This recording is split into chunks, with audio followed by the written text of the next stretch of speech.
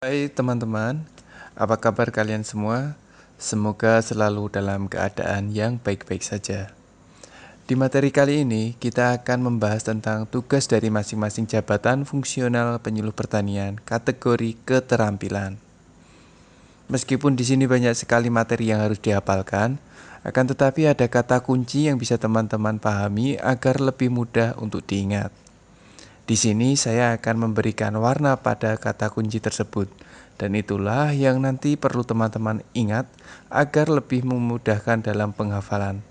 Oke, langsung saja kita mulai ke materinya. Jenjang jabatan fungsional penyuluh pertanian kategori keterampilan. 1. Terampil. 2. Mahir.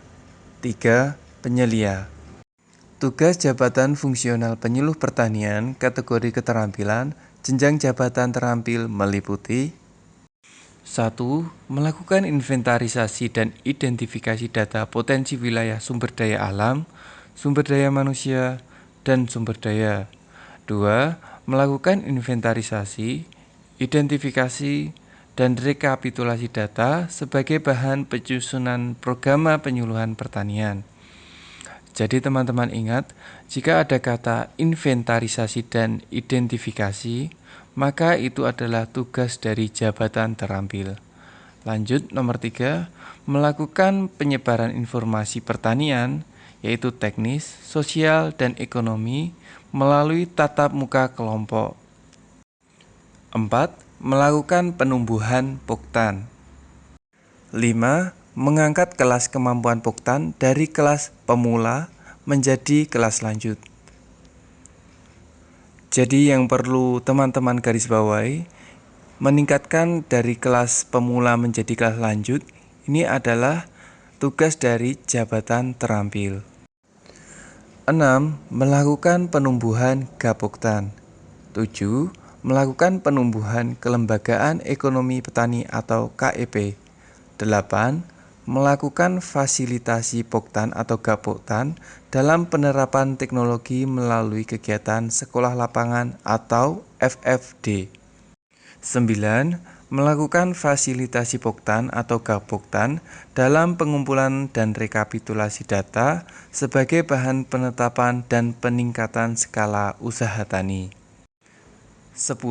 Melakukan fasilitasi penerapan teknologi melalui Demplot. 11. Melakukan inventarisasi, identifikasi, dan rekapitulasi data sebagai bahan penumbuhan pos penyuluhan pertanian desa atau pos Luhdes. 12. Melakukan inventarisasi, identifikasi, dan rekapitulasi data sebagai bahan pengembangan pos penyuluhan pertanian desa atau pos Luhdes. Tugas jabatan fungsional penyuluh pertanian kategori keterampilan jenjang jabatan mahir meliputi 1. Melakukan rekapitulasi data potensi wilayah sumber daya alam, sumber daya manusia, dan sumber daya SDA, SDM, SDE. 2. Melakukan pengolahan data kegiatan penyuluhan pertanian sesuai kebutuhan setiap sektor. 3. Melakukan penyebaran informasi pertanian, baik teknis, sosial, dan ekonomi secara massal. 4.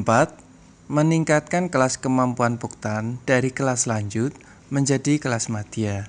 Jadi untuk jabatan mahir, itu meningkatkan kelas dari lanjut menjadi madya. 5. Melakukan penyiapan materi peningkatan kapasitas poktan, gapoktan, dan kelembagaan ekonomi petani atau KEP. 6. Melakukan fasilitasi poktan atau gapoktan dalam meningkatkan aksesibilitas terhadap informasi sarana dan prasarana. 7. Melakukan fasilitasi poktan atau gapoktan dalam penerapan teknologi melalui studi banding dan pameran. 8. Melakukan fasilitasi validasi data hasil pengumpulan data peningkatan skala usaha tani poktan dan gapoktan. 9. Melakukan fasilitasi penerapan teknologi melalui Demfarm. 10. melakukan pengolahan data hasil rekapitulasi data sebagai bahan penumbuhan pos penyuluhan pertanian desa atau pos Luhdes. 11. Melakukan pengolahan data hasil rekapitulasi data sebagai bahan pengembangan pos penyuluhan pertanian desa atau pos Luhdes. 12. Melakukan pengolahan data hasil rekapitulasi data sebagai bahan penumbuhan penyuluhan pertanian swadaya. Tugas jabatan fungsional penyuluh pertanian, kategori keterampilan jenjang jabatan penyelia meliputi 1. Melakukan rekapitulasi data potensi wilayah sumber daya alam, sumber daya manusia, dan sumber daya. Nah teman-teman, untuk yang jenjang jabatan penyelia ini, khusus nomor 1 itu memiliki tugas yang sama dengan jenjang jabatan mahir, yaitu melakukan rekapitulasi data. 2. Merumuskan program penyuluhan pertanian. 3. Melakukan penyebaran informasi pertanian, yaitu teknis, sosial, dan ekonomi melalui penggunaan media cetak atau leaflet atau folder. 4. Meningkatkan kelas kemampuan Poktan dari kelas madya menjadi kelas utama. 5. Melakukan fasilitasi kemitraan Poktan, Gapoktan, dan KEP dengan pihak lain. 6. Melakukan fasilitasi Poktan atau Gapoktan dalam meningkatkan aksesibilitas terhadap informasi pembiayaan. 7. Melakukan fasilitasi Poktan atau Gapoktan dalam penerapan teknologi melalui gelar teknologi.